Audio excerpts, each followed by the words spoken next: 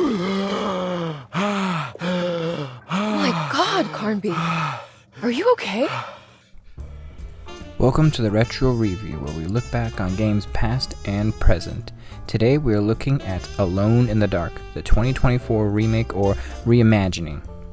Released in March of 2024, or a couple weeks as of the recording of this video, it is supposed to be the comeback to one of the more storied and important franchises in survival horror gaming, the original Alone in the Dark itself being for many games the catalyst for what survival horror is, most notably being the biggest influence on one such franchise, Resident Evil. Now, outside of the first game of this franchise, it's a mixed bag of okay and truly just god-awful. The last game, Alone in the Dark Illumination, being a strange game, if not just purely god-awful. This game starring Jodie Comer and David Harbour in the titular roles of Emily Hardwood and Edward Carnby travel to Deserto Manor, a mental health institution or exhaustion institution where they are in the search for Jeremy Hartwood, Emily's uncle, after receiving a troubling letter. While largely anticipated by the survival horror community, I should also note that despite its look, it wasn't a heavily publicized game and also has a relatively smaller budget for a video game production, at least in comparison to, say, the Resident Evil 4 remake. It just should be noted. But did it land? We will break down the game first by story, graphics, and gameplay.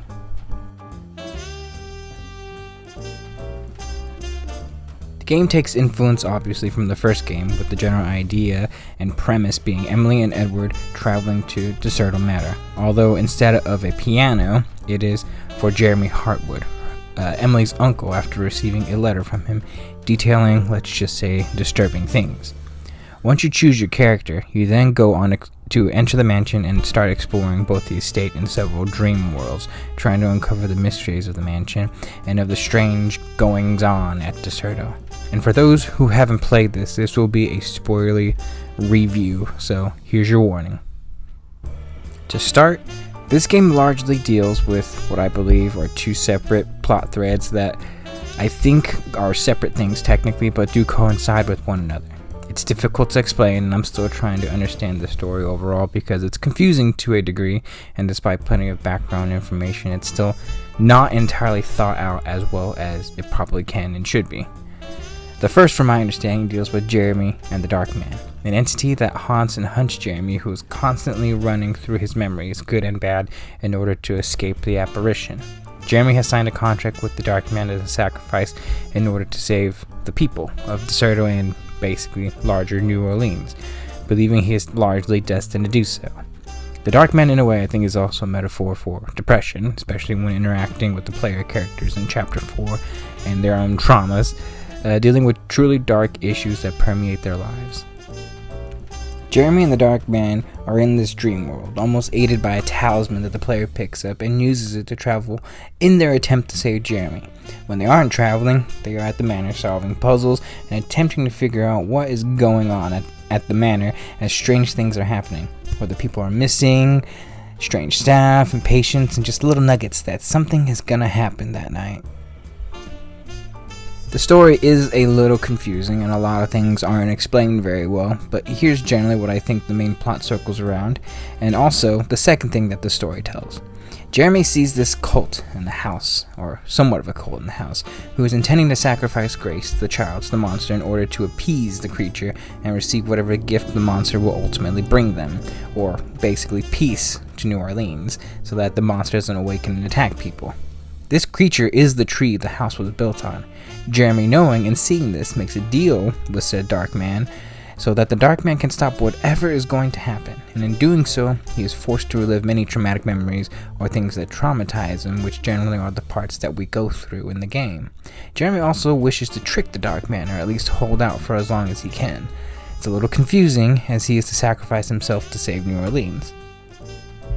Once fulfilling the deal, the Dark Man tricks the character into stabbing Jeremy in the eye instead, and at the ceremony starts regardless of what happens. It begins with both Emily and or Edward stop the sacrifice from happening, or the creature arises and we are forced to take it down, leaving Deserto forever.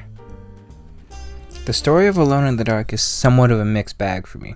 It's perfectly fine by itself, a simple and creepy story that largely hits a lot of the simple points and beats, and in some ways is very appreciated and, I would personally say, needed within the industry. There doesn't have to be some convoluted plot or everything has to be explained or really make sense. Sometimes things just don't, and being creepy and atmospheric is being, simple is more than enough is what I'm trying to say. Despite that, some things do have to make sense and have to be interesting and engaging, and at times during this game, there were way too many moments that didn't make sense or were thrown in randomly, I feel, that make the game less immersive and believable. An example of this is near the end, where you reach the mountaintop where the great sphere thing is, and you battle the lost soul of Jacob. I may have missed it, or some documents that detail these moments, but to me it's a random thing and feels kind of tacked on and rushed, as the ending part of the game is less than 20 minutes after this part, and technically it's a boss fight. I also wish there were more diverse moments between Edward and Emily's playthroughs, and really outside of a couple of cutscenes being slightly different, for the first 3 chapters, they play basically damn near the exact same way, with really the only Dark Man's part transporting them to their own deep-rooted traumatic events in Chapter 4 really being the only real fundamental difference between the 2 campaigns. Detective Carnby, where did you go? I was just talking to Dr. Gray. You disappeared. No, it's not what you think. Have you found anything strange going on here? Yes. Everyone is being incredibly evasive and I can't figure out why. Detective Carnby! God, I'm glad to see you. I was afraid you had left. Me? You're the one who just disappeared. It's hard to explain. I think I blacked out. It was like I went somewhere else. It's okay, miss. You're clearly upset. No, I don't know what's happening. Now, there doesn't have to be 2 entirely different campaigns, but I think a good example of how it could be done effectively is Resident Evil 2 as an example, and specifically I would probably say a more apt comparison is the remake, because at least they make you go through 2 different routes to get to the same ending point between Claire and Leon's campaigns. They get to the same place, but they're different enough to justify replayability and show a real fundamental difference. It's these things that I believe people criticized about the story aspects of the game. Again, it's not a bad story, but several aspects makes this one more disappointing, as there are a lot of elements that make up a really wonderful story and game in general that could be made from this but aren't completely followed through.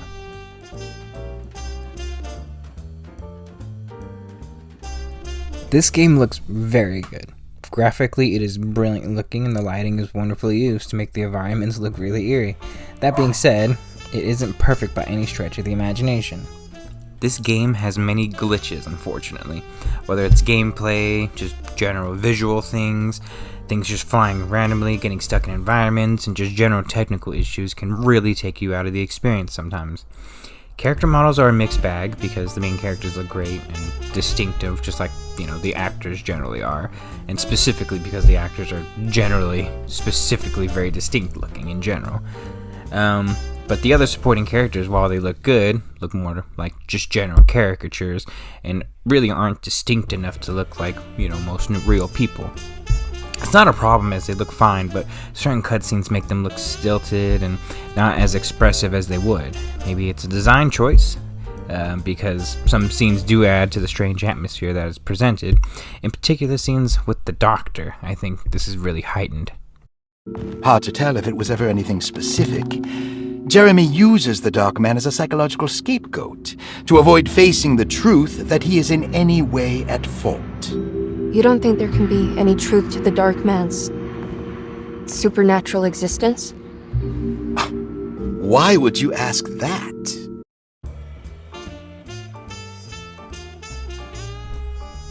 Now, gameplay in this game is actually quite fun. Keep in mind, it's really far from perfect, but otherwise enjoyable, and I think actually far more purposeful than, more than meets the eye, I guess.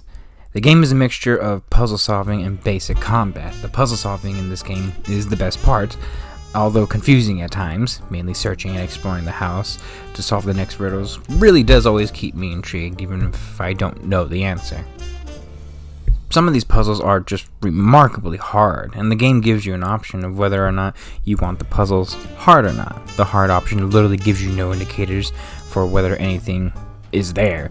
And I'll say this, without those indicators, this game would probably take me 20 hours to figure out, because some of these puzzles are very complex and just outright difficult to even figure out. If there is a clear issue, some of the safe or talisman puzzles and combinations literally make no sense. Particular clues that you find what the combination should be don't actually work. Take example, the shipping company safe. They literally give you the combination and you use it and it doesn't work. You're basically just adding numbers until the combination is satisfied, and it took me a while to figure it out, and if I couldn't figure it out, I looked it up. Combat in this game, from my belief, is intentionally hard, akin to, say, an older survival horror game or the old school survival horror games, where the combat is made to be difficult or restrictive in order to keep up the atmosphere and intensity. An example is reloading or just getting health in this game. You immediately slow to a walk even when you're in a full sprint running from enemies. Things like this force you to think and make constructive and purposeful decisions regarding certain encounters. The characters control fine. Their movements in general are slow or fast, which can be difficult during encounters where you need to control and have control in order to fight off enemies. I do wish they controlled a little tighter for my liking, or at the very least, the physics in certain objects of the game were far more forgiving, but although I think that's more of a technical issue really than anything else. Combat is fun and intense and downright frustrating at times. Guns shoot well, they sound great. Melee combat is fun but can be very risky if they, start landing hits on you. Sneaking can serve a purpose, even though it looks ridiculous at times. I also appreciate the throwing objects the game gives you can add some extra little help, like setting enemies on fire or really just distracting them, sneak up on them and hit them. The game is purposely made to be difficult. I cannot stress that enough. And while I think at times it can be fun and a good thing, because every encounter is made to be really intense, to me it almost feels, unfortunately, a little purposeless in that regard, which is my biggest issue really, if anything. Let me give you an example, like Resident Evil. When playing the original game or the remake, you had choices to make whether or not to kill zombies due to a finite amount of ammo.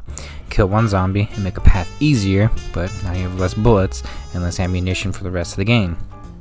There is no path equal to Resident Evil. Few, if any, show up in the mansion, as most of the enemies show up during the dream sequences.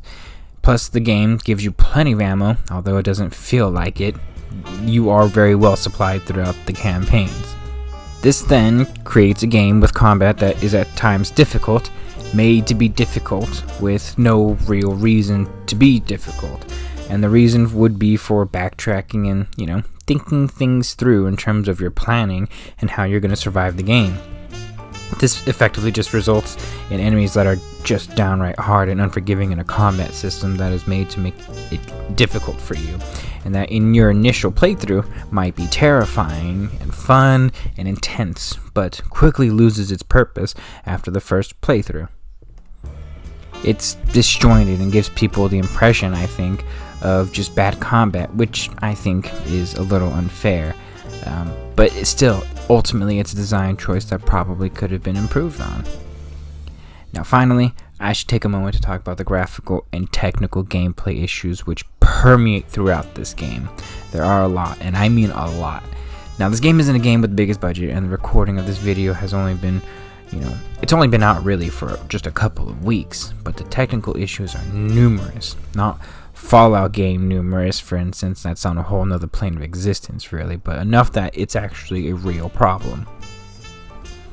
One such example is like issues akin to seeing through the floor, things coming in and out of the environment, enemies ragdolling in weird ways, physically getting stuck on things in the environment, leading me to have, at least on 2 separate occasions, having to restart from a checkpoint, basically.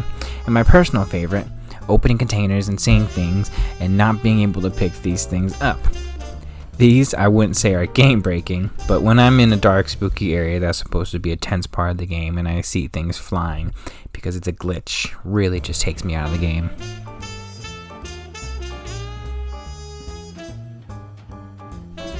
Does this game land?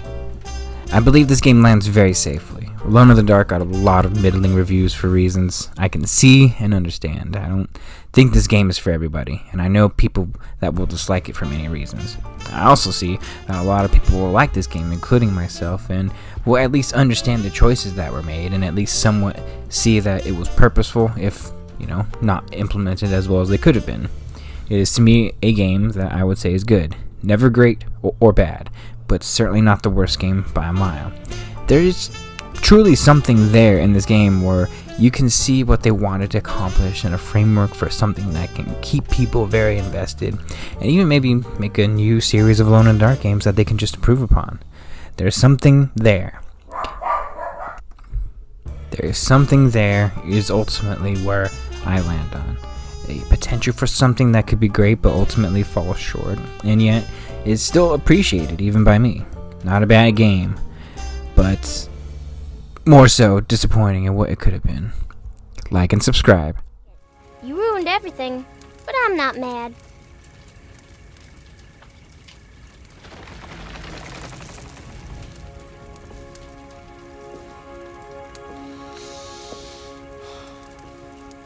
All right, you ready to head back to New Orleans? Come on, Jeremy. We're leaving. Can I come? I thought you said you didn't need saving. Don't leave her. She's important. Of course we're taking her with us.